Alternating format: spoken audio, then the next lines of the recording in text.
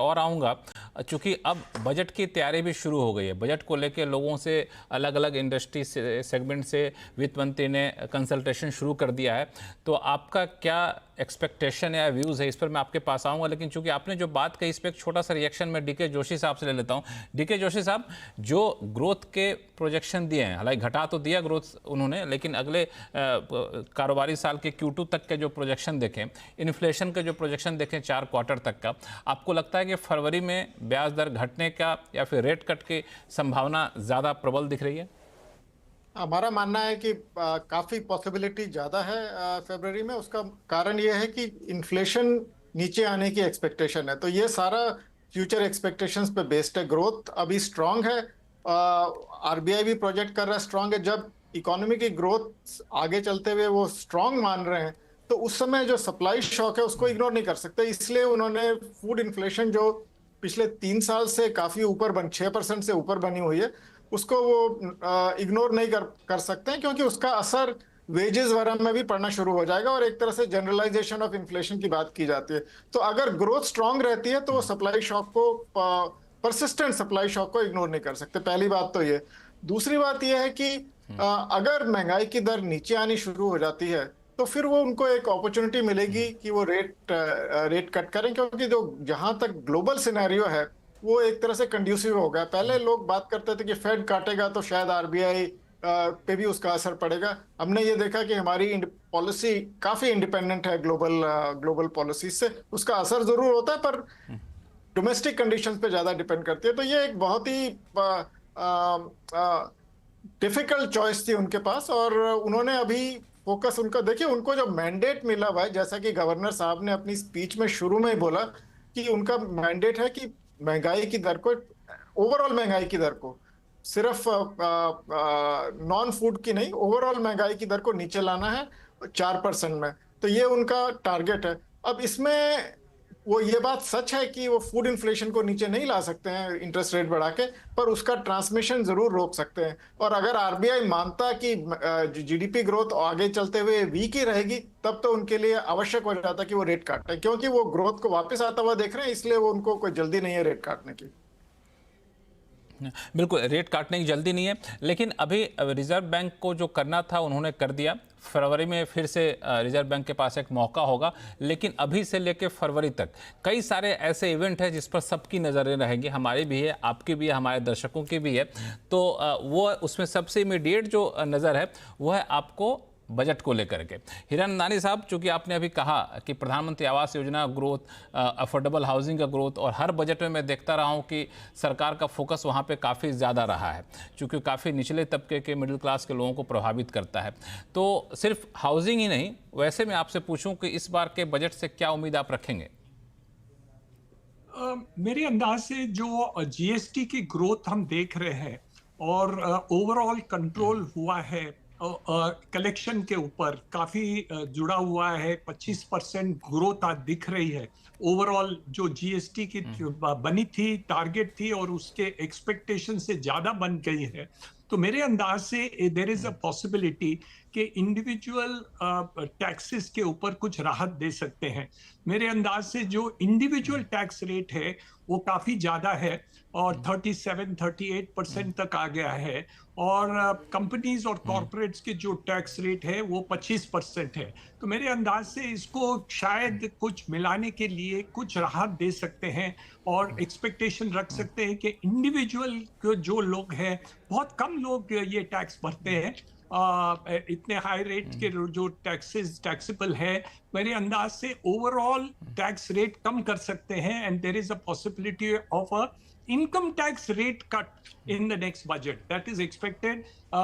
Already जो corporate rate है वो 25% है, पार्टनरशिप और इंडिविजुअल लोन्स 36-37% है। तो मुझे लगता है कि इसको कुछ कम ज्यादा करने की आवश्यकता जरूर पड़ेगी, और ये शायद ये बजट में वो कर पाएगी। बिल्कुल, ये जो बात आपने कही वो तो हर कोई सुनना चाहता है, हर कोई ऐसी अपेक्षा रखता है, और हमारे दर्शक जो आपको देख रहे होंगे बड़ी दुआएं दे रहे होंगे, चलिए आपकी बात कम से कम पहुंच तो जाए वित्त मंत्रालय तक, चूँकि ये अपेक्षा हर बजट में की जाती है, और बजट के बाद कई बार लोगों को निराशा भी हाथ लगती। इनकम टैक्स के अलावा कई लोगों की डिमांड थी कि हाउसिंग सब्सिडी को फिर से रीइंट्रोड्यूस करना चाहिए। वो आ गए हैं। पीएमएवाई स्कीम के अंदर 20,000 करोड़ पर ईयर उन्होंने 3 साल तक राहत दी है। 1 करोड़ घर पर 1.5% ब्याज का राहत वो अफोर्डेबल हाउसिंग सेक्टर में मिल जाएगा। खाली एक सेक्टर है जो इंटरेस्ट डिडक्शन है, वो 2 लाख रुपया ऊपर अटका हुआ है 10 साल से। वो शायद उनको 5 लाख करने की आवश्यकता है, पर 2 से 4, 3-4 लाख भी कर दें तो अच्छी बात रहेगी। अच्छी बात रहेगी। कामा कौड़ी साहब, बजट है, बजट में वैसे हर सेगमेंट का ध्यान रखा जाता है और आने वाले दिनों में फाइनेंशियल सेक्टर के साथ, बैंकर के साथ भी फाइनेंस मिनिस्टर मुलाकात करेंगी कि बजट में क्या होना चाहिए। बैंकिंग सेक्टर को क्या लगता है कि चूंकि बैंकिंग सेक्टर से जुड़ी कई सारी चीज़ें होती हैं, बैंकिंग अमेंडमेंट एक्ट सरकार ने पारित कर दिया, तो बजट को बैंकिंग सेक्टर कैसे देख रहा है इस बार के बजट को? So almost most of our requirements have been continuously being told, and many things are getting like say taken care. Like some of the things, even non-budgetary things, like whatever you see in the like Banking Sector Amendment Act, I think वो सब भी हो रहा है. And our Indian Banks Association already has made, and like say it is preparing and sending it to the finance ministry to be taken care during the budget time. Bakshi साहब, banking sector को लेकर के बार बार एक जो कह सकते हैं concern जताया जाता रहा है, वो ये है कि कई सारे माइक्रो फाइनेंस कंपनियां हैं, बहुत सारे माइक्रो फाइनेंस कंपनियां जो अनरजिस्टर्ड है, उनके यहाँ से बेतरतीब क्रेडिट दिया जाता है, जिनका कई बार लेखा जोखा नहीं रखा जाता है, तो उनके ऊपर उनका एनपीए काफ़ी ज़्यादा बढ़ रहा है।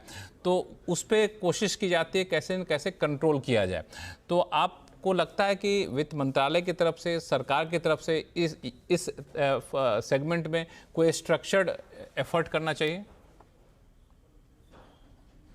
ये रिजर्व बैंक ऑफ इंडिया के क्षेत्र की चीज़ है और रिजर्व बैंक ने इधर इसका कॉग्निजेंस भी लिया है और उन्होंने फिनटेक्स हो या एमएफआई में जो अनब्रिटेड ग्रोथ हो रहा है, मतलब बहुत अनहेल्दी प्रैक्टिसेस उसमें जो आ गई हैं, तो रिजर्व बैंक उसमें बिल्कुल अलाइव है और रिजर्व बैंक काफ़ी स्टेप भी ले रहा है। तो मैं बजट से उसको नहीं जोड़ना चाहूँगा। और वैसे भी क्या है, अभी बजट जो है इंडिया में, क्योंकि इकोनॉमिक रिलेटेड स्टेप्स, रिफॉर्म के स्टेप्स और मैन्युफैक्चरिंग बढ़ाने के लिए स्टेप, चाहे वो पीएलआई हो, वो साल भर में आते रहते हैं। उनका बजट जो है वो कुल मिलाकर एक लेखा जोखा हो जाता है हमारा खर्चे का और रिसीट्स का।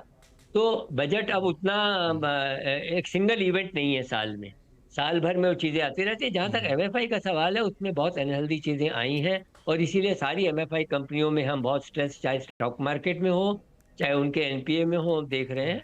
रिजर्व बैंक लेकिन उसके लिए मुझे लगता है बिल्कुल सही रेगुलेटर है, जिसको जो कदम उठा भी रहा है और वो उसी के क्षेत्र में वो उसको कंट्रोल करने का प्रयत्न कर रहे हैं। अब फाइनेंस मिनिस्टर, इकोनॉमिक सर्वे, दोनों कोई ऐसी स्टेटमेंट्स रख सकते हैं जिससे कि सरकार का कंसर्न उसके प्रति जाहिर हो, लेकिन मुझे लगता है इसमें कदम जो है वो रिजर्व बैंक की तरफ से लेना चाहिए। डीके जोशी साहब, ये बजट ऐसे समय में पेश किया जा रहा है जब हमने देखा कि जीडीपी ग्रोथ अनुमान से काफ़ी ज़्यादा नीचे आ गया, कैपेक्स हमने 50% भी खर्च नहीं कर पाए, कंजम्पशन ग्रोथ अभी भी डायसी लग रहा है। तो बजट एक बड़ा मौका होगा सरकार के लिए इन सारे कंसर्न को दूर करने के लिए। हालांकि वित्त मंत्री ने कहा है कि कैपेक्स में हम तेज़ी लाएंगे, कोशिश करेंगे टारगेट तक पहुंचने का, लेकिन और भी कई सारे फ्रंट पे चैलेंजेस हैं। तो बजट एक बड़ी अपॉर्चुनिटी है। बजट हर साल ही अपॉर्चुनिटी होता है, पर इस साल में बजट में एक चीज मैं कहूंगा जो जिस पे उन्हें बहुत ज्यादा फोकस करने की आवश्यकता है, वो है फूड इन्फ्लेशन जो है वो इतनी मॉनेटरी पॉलिसी तो उसको नीचे नहीं ला सकती, सिर्फ फिस्कल पॉलिसी ला सकती है। तो आपका जो क्लाइमेट के जो चेंजेस हो रहे हैं उसके लिए कैसे अडेप्ट किया जाए, किस तरह से कृषि क्षेत्र को ज्यादा रेजिलिएंट बनाया जाए ताकि ये जो उतार चढ़ाव आप देख रहे हैं, वॉलेटिलिटी देख रहे हैं वेजिटेबल प्राइसेस में, ये कम हो। ये एक आध बारी का बात नहीं है, कंटिन्यूअसली वेजिटेबल इन्फ्लेशन ऊपर रही है, तो ये नीचे भी आ सकती है। पर मैं ये कह रहा हूँ कि हमें, क्योंकि इंडिया जो है क्लाइमेटिकली बहुत ही वल्नरेबल है, मतलब एशिया में among the most vulnerable countries है। तो इस तरह के वेदर शॉक्स हमारे यहाँ बढ़ते ही नजर आएंगे। तो इसमें रेजिलियंस कैसे कृषि क्षेत्र की बढ़ाई जाए कि हमारे जो जो क्रॉप्स हैं और जो वेजिटेबल्स हैं उन पे असर वेदर का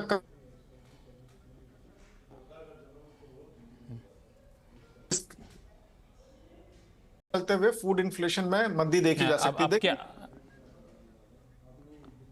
आपका नेटवर्क डीके जोशी साहब थोड़ा सा मुझे लगता है कि कहीं ब्रेक हो रहा है।